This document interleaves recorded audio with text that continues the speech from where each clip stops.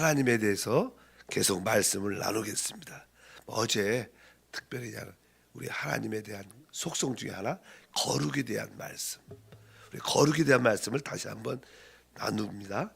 우리 계시록 4장 8절에 내 생물은 각각 6 날개를 가졌고 그 안과 주위에는 눈들이 가득하더라.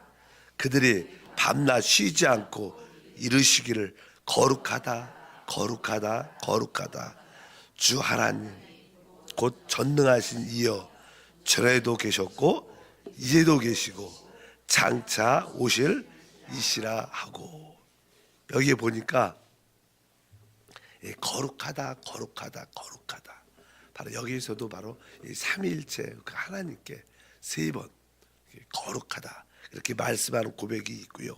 실제로 이사야도 보좌에 앉으신 하나님을 볼 때 그러한 표현을 했었습니다. 6장 3절에 서로 불러 이르되 거룩하다 거룩하다 거룩하다 만군의 야훼여 그의 영광이 온 땅에 충만하도다. 그러니까 우리 하나님은 바로 삼일째 하나님으로서 특별히 이렇게 구별되고 특별한 어떠한 위치에, 일반적이지 않는 그런 위치에 있는 분임을 알 수가 있습니다.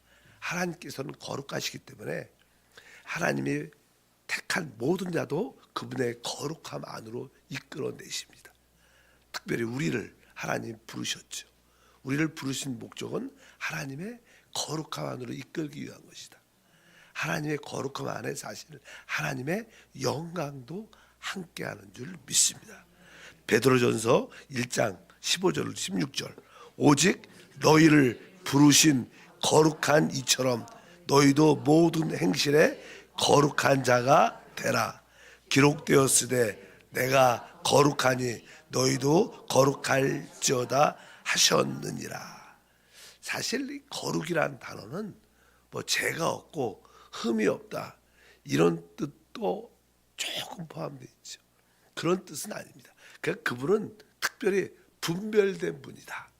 꼭 죄가 없다고 해서 뭐 분별되고 구별되지는 않죠. 그러니까 그것보다 훨씬 더 뛰어난, 그분은 일반적이지 않고 특별하고, 특별히 우리가 하나님께 부르심을 받았다는 것은 바로 그분의 거룩함 안에 들어왔다는 것은 우리의 삶이 그분을 위한 분별된 생활이 필요하다는 거예요. 뭐 어제도 그런 표현했죠. 우리는 사람들은 보통 자신을 위해서 삽니다. 자기의 즐거움을 위해서 살지만 이제 그런 자기의 뜻과 자기의 즐거움을 위해서 사는 것에서 벗어나 이제 뭐예요? 하나님을 위한 삶. 여러분들 삶이 나는 나를 위한 게 아니라, 우리 가족을 위한 게 아니라 나는 하나님을 위해서. 뭐 결혼도 내가 하나님을 위해서 했다면 그것은 사실 거룩한 결혼도 되죠.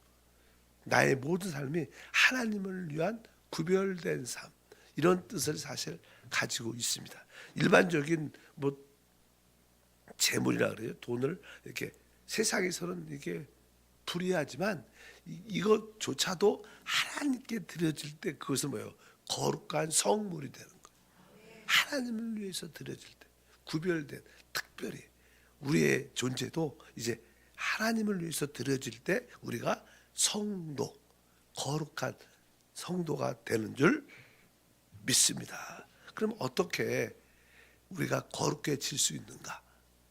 거룩해질 수 있는 길은 하나님이, 거룩하신 하나님이 우리 안에 부어질 때, 하나님을 계속 받아들이면, 하나님의 경륜의 역사가 뭡니까? 하나님은 하나님의 자신을 우리에게 지속적으로 주시는 겁니다. 그분의 영으로 계속 우리에게 부어주시는 거예요. 그분의 성령을 계속 우리가 받아들이게 되면 우리도 점점 그분으로 적셔지고 흡수돼서 결국 뭐예요? 그분화되죠. 그래서 하나님이 우리를 거룩하게 하는 방법은 다른 것이 아니라 그분 자신을 지속적으로 우리 가운데 부어주시고 우리는 그분의 영을 지속적으로 받아들이는 것입니다. 만약에 우리가 하나님의 거룩함에 참여하지 못한다면, 왜? 우리를 거룩하기 위해서 부르셨기 때문에. 내가 거룩하니 너희도 거룩하라. 만약에 우리가 거룩하지 않고 일반적으로 세상적으로 살아간다면 하나님은 우리를 여러 가지 환경을 통해서 우리를 거룩하에 참여할 수 있도록 징계 같은 걸 하신다. 이렇게 또 말씀합니다. 히브리서 12장 9절부터 10절 보니까 또 우리의 육신의 아버지가 우리를 징계하였어도 공경하였거든 하물며 모든 영의 아버지께 더욱 복종하여 살려 하지 않겠느냐.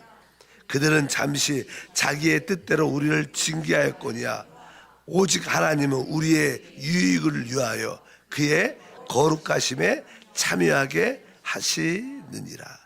바로 우리의 유익을 위하여, 우리는 그것이 유익하고 느끼지 않을 때라도 하나님은 아시니까 하나님은 바로 우리의 유익을 위하여 그분의 거룩함에 참여하게 한다. 왜? 어떤 걸 통해서? 어떠한 환난과 징계를 통해서. 그러니까 우리가 고난과 환난이 다가오는 이유는 바로 하나님의 거룩함에 참여하여 영광에 들어가기 위한 하나님의 뜻인지를 알아야 될 줄 믿습니다. 그래서 우리가 꼭 죄를 안 져도요, 그냥 일반적이고, 죄를 안 져도 그냥 통속적일 수 있죠. 일반적인 사람이 될 수 있어요. 그러나 하나님은 그걸 만족하지 않고 그 일반적이고 통속적인 구별되지 않는 그런 모습에서 우리를 징계를 통하여 결국 하나님의 거룩함에 참여하는 일을 하시는 줄 믿습니다. 우리는 오직 하나님의 그 거룩함을 기쁨으로 성령을 받아들이는 생활이 우리에게 중요한 것이다. 그래서 우리는 그분을 지속적으로 받아들인다. 결국 우리가 그분을 흡수하고 그분을 호흡하고 그분을 계속 받아들이면 결국 우리는 주님과 한 영, 주님과 연합될 겁니다. 연합.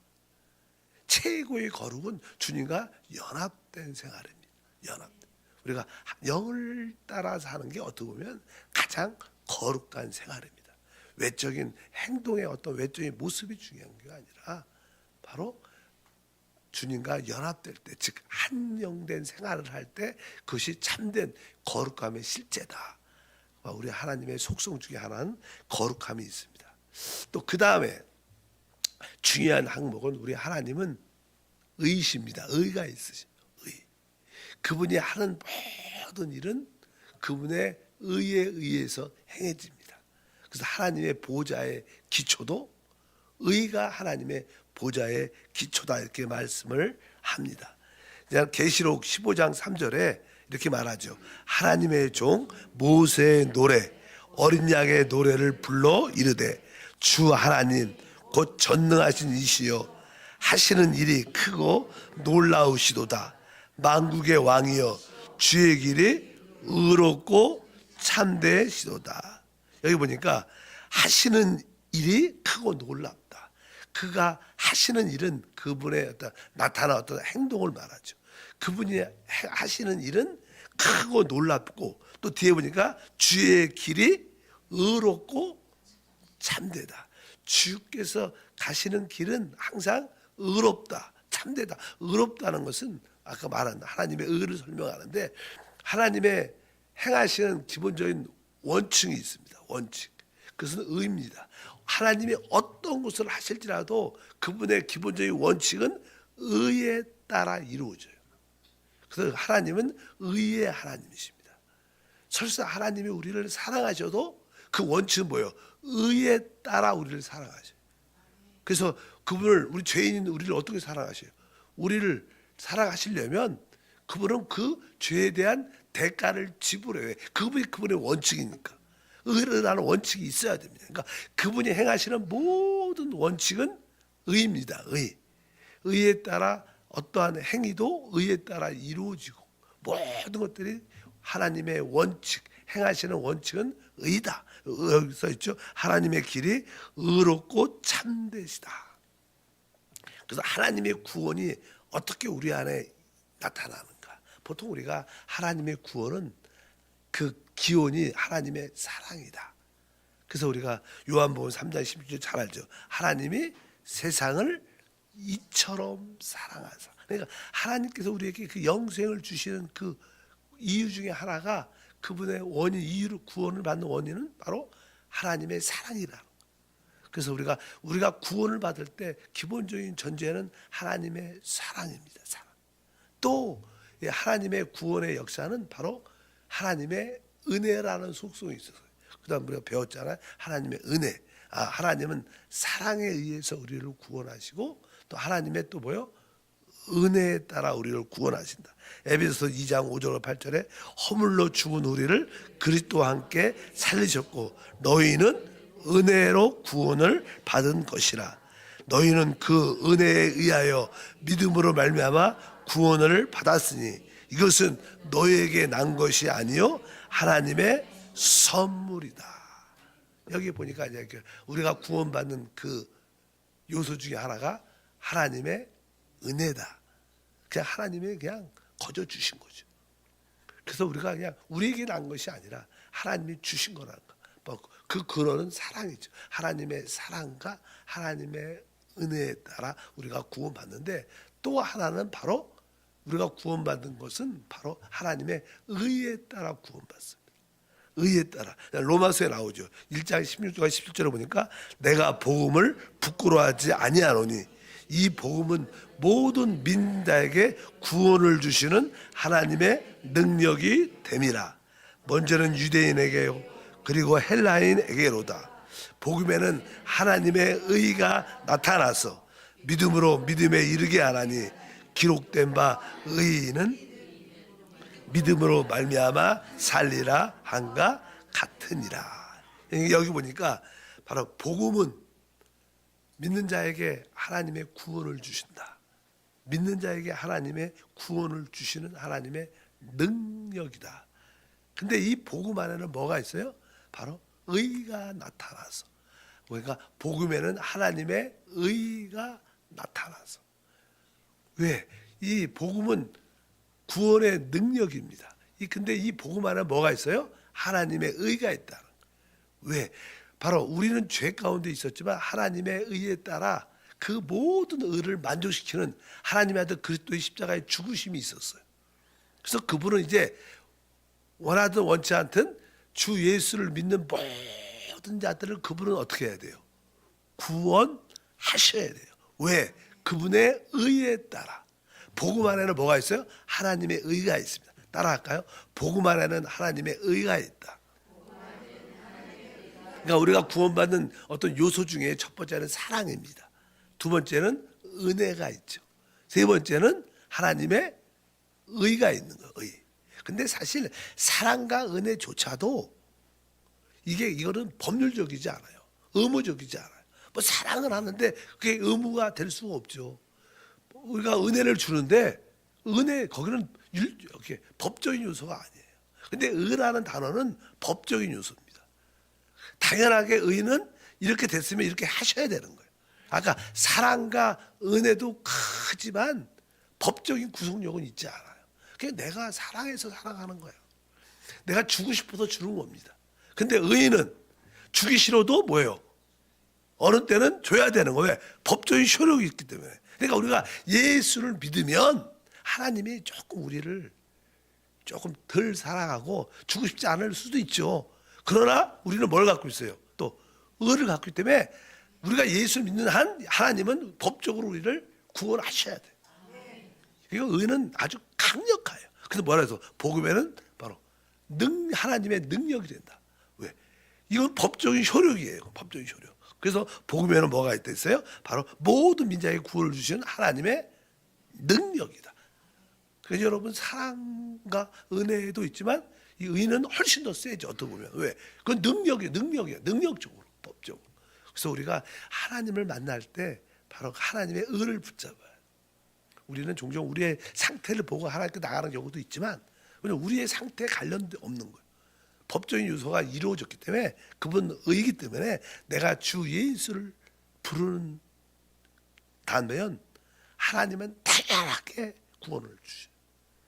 그럼 우리가 십자가의 강도도 마찬가지고 혹시 누가 죽어갈 때 주 예수 이렇게 한마디만 불러도 우리는 뭐예요? 구원받아요. 왜? 그분은 의시기 때문에 누구든지 주를 부르면 구원받게 돼 있어요. 그거는 의무입니다. 의무. 그래서 내가 하나님의 의에 따라 기도하는 게 얼마나 담대한지 몰라요. 하나님 날 사랑하시지 않습니까? 하나님 나를 은혜로 지금까지 대화하지 않습니까? 하나님 나에게 은혜와 긍휼을 주시옵소서 이렇게 기도할 수도 있지만 어느 때는 그냥 을을 딱 붙잡고 하나님 나는 주 예수를 믿습니다.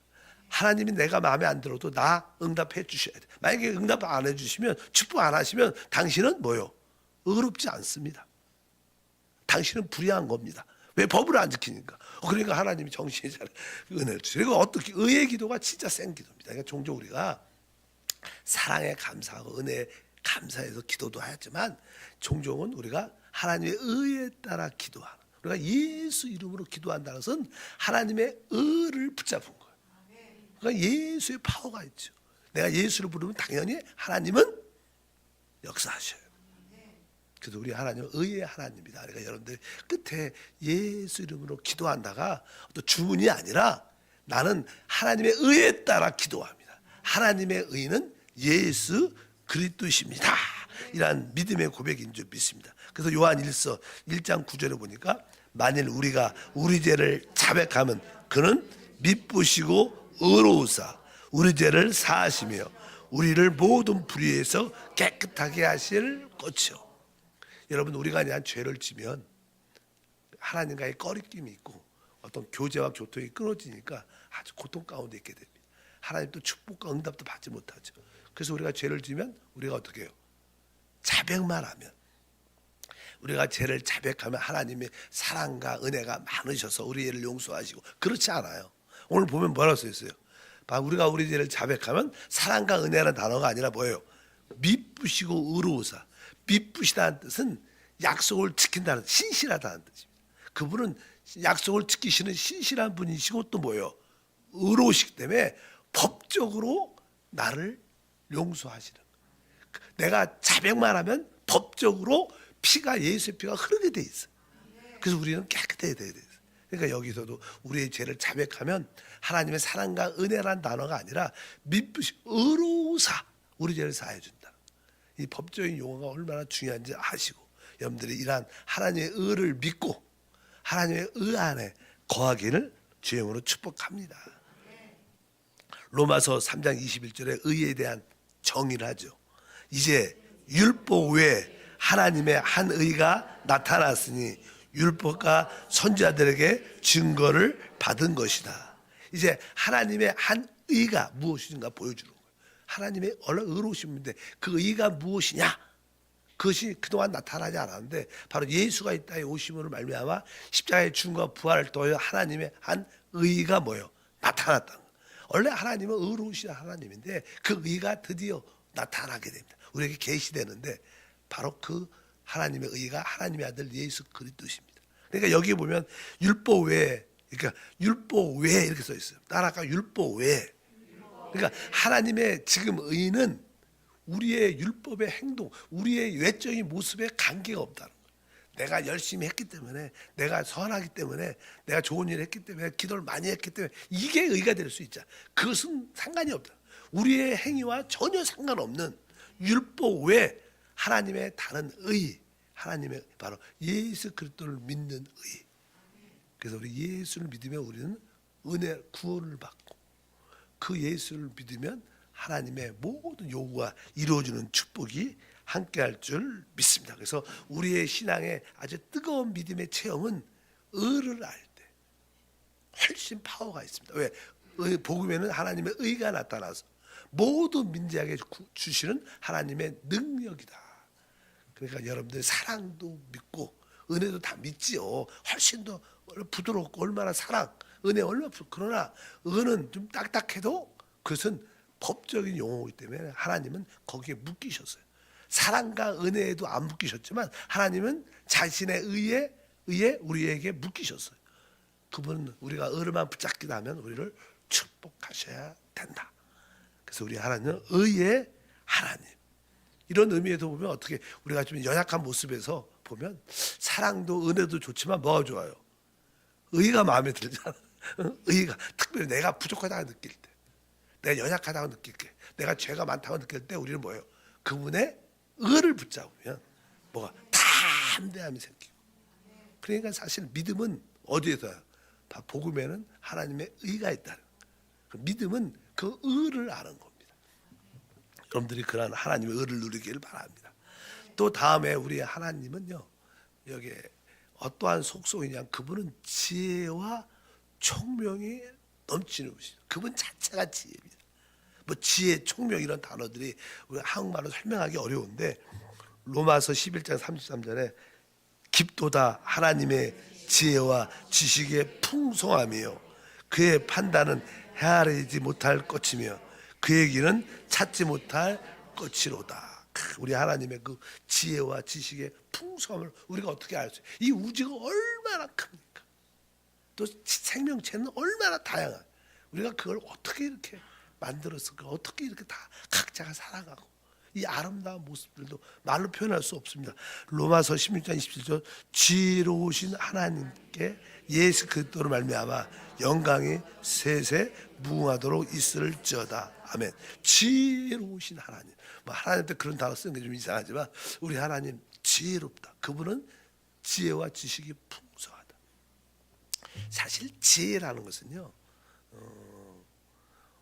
어떠한 새로운 어떤 창조를 만들 때, 어떤 새로운 창조를 새로운 것을 만들 때, 새로운 것을 창조한다, 발명한다. 그러려면 사람이 뭐가 있어야 돼요?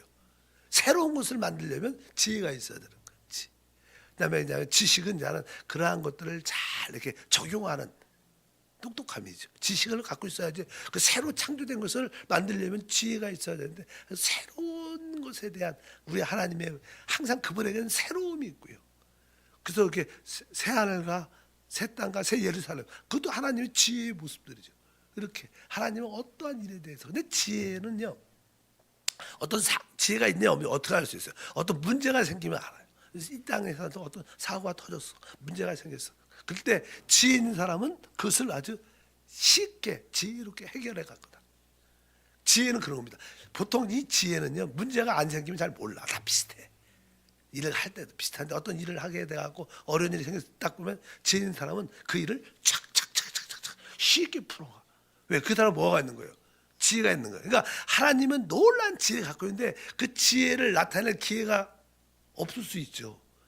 근데 나는 놀랍게 사단이 배역을 했어. 사단이 사람도 타락을 했어. 이런 큰 안 좋은 사건이 일어났지만 이러한 사건을 통해서 뭐가 나타나요? 하나님의 지혜가 나타나요. 야, 사단이 거역하고 배역했는데 하나님의 지혜로 그것을 처리하는 거 보면, 우리 사람이 타락을 했어요.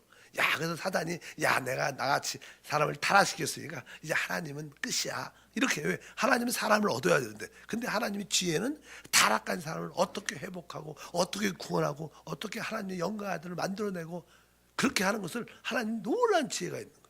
어떤 문제가 터져야지 그분의 지혜를 볼 수 있는데, 바로 우리 하나님의 그런 사단의 처리와 사람의 타락의 역사에서 우리를 하나님의 아들로 만들어가는 과정을 보면 그분의 지혜는 어떻게 해요?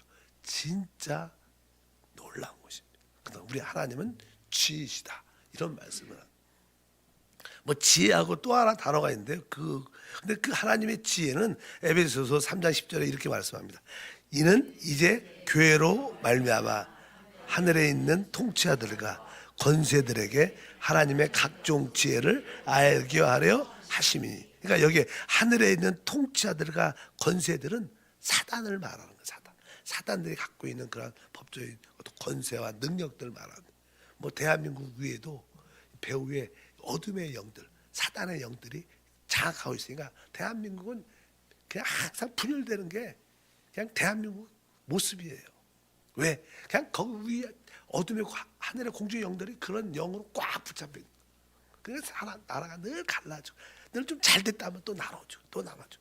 그냥 자기 중심적이야.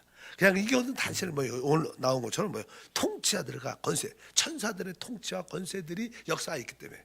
근데 하나님은 이 사단이 타락하고 사람을 타락시켰지만 이 모든 일들을 무엇으로 결국 하나님은 교회로 만들어내. 타락한 사람을 뭐로 만들어요? 교회로 만들어서 하나님과 한영되게 하고 하나 되게 하는 그런 놀란 지혜를 나타낸다는 거예요. 하나님은 교회를 통해서 사단도 처리하고 또 모든 사람을 회복하고 구속하고 이 우주를 다스리는 그런 역사는 그건 뭐예요? 하나님의 지혜를 나타내는 것이다. 뭐 그냥 한 가지만 더 하면 뒤에 보면 1장 에베소 8절에 써 있어요. 이는 그가 모든 지혜와 총명을 우리에게 넘치게 하사. 총명이라는 게 총명은 사실 이렇게 아까 말한 것처럼 하나님의 어떤 지혜로운 모습이 있으면 그 지혜를 잘 이렇게 적용시키는. 그러니까 사람이 지혜로 무엇을 만들었으면 총명이 있어서 그것을 잘 활용할 수 있어야 돼. 총명은 그런 뜻이에요. 총명. 조금 이렇게 총명하고 비슷한 말이지만 저 사람은 영리해 이렇게요. 영리하다 그러죠. 우리가 한국말 그 영리하다. 영리하다하고 총명은 비슷한 말입니다. 근데 지혜는 한 단계 더 레벨이 높은 거. 지혜는 새로운 것을 만들 때 있어야지. 지혜가 있어야지 새로운 것이 만들어지고, 새로운 것이 만들어지면 그것을 잘 사용할 수 있는 게 뭐예요? 총명이에요, 총명. 근데 영리하다는 뜻은 조금 이렇게 영리하다는 것은 조금 나쁜 요소가 포함되어요. 어떤 사람은 쟤 영리해 이 말이 좋은 뜻이야, 안 좋은 뜻이야? 영리하다는 뜻은 애가 똑똑한데 조금 나쁜 대로 생각을 주로 쓰는 거예요. 근데 총명은 좋은 대로만 쓰는 거예요. 비슷한 거예요. 아주 똑같은 비슷하니까 저 사람이 총명해. 그러면 그 사람은 어떤 하나님의 지혜를 갖고 그 지혜를 잘 좋은 뜻으로 적용하는 총명하다. 근데 영리는 조금 나쁜 의도를 갖고 조금 이렇게 조금 영리는 하지만 어떤 애들이 있잖아요. 쟤는 좀 영리한데 조금 자기중심적이야. 자기 그런 거 있잖아요. 총명. 근데 영리는 그런 뜻이지만 총명과 비슷하지만 그런 뜻입니다. 그러니까 우리 하나님은 뭐가 있으셔요? 지혜가 있고 그거로 총명으로 가득하신 분. 그래서 그분은 뭐 새로운 역사를 이루고 새로운 것을 하시면 그 일을 기가 막히게 적용하고 풀어내가지고 적용하시는 그런 역사. 우리 한 전능하시니까 그냥 그런 표현을 성경에 자세하게 지혜가 있으시고 총명하신 그 하나님께서 바로 우리를 어떻게 구속하시고 역사하시는데 뭐 실패하시겠어요? 실패 안 하지. 그러니까 여러분들이 믿으시기를 바랍니다. 그분이 행하시는 모든 일은 완벽합니다. 우리가 하나님의 그 거룩함과 영광에 참여하도록 우리를 이끌고 가는 거예요. 그러니까 너무 현재 바라보고 무서워할 필요 없어. 어떤 문제가 생기면 하나님의 지혜와 총명을 나타내는 계기가 된다. 이것을 통해서 하나님의 이름이 드러난다. 이런 믿음을 가지면 그분의 역사가 나타날 줄 믿습니다. 거룩하신 하나님, 다시 한번 하나님의 여러 가지 속성 중에 거룩함도 있고 하나님은 의를 가지고 계시고 지혜와 총명이 있음을 감사합니다. 이러한 거룩과 의와 지혜와 총명으로 우리를 품고 계십니다. 우리 두려워하지 말고 하나님의 거룩과 의에 동참하고 지혜와 총명을 소유함으로 우리도 놀라운 삶을 하나님의 영광을 위해서 살게 도와 주시옵소서. 주 예수 이름으로 기도함나이다. 아멘. 하늘에 계신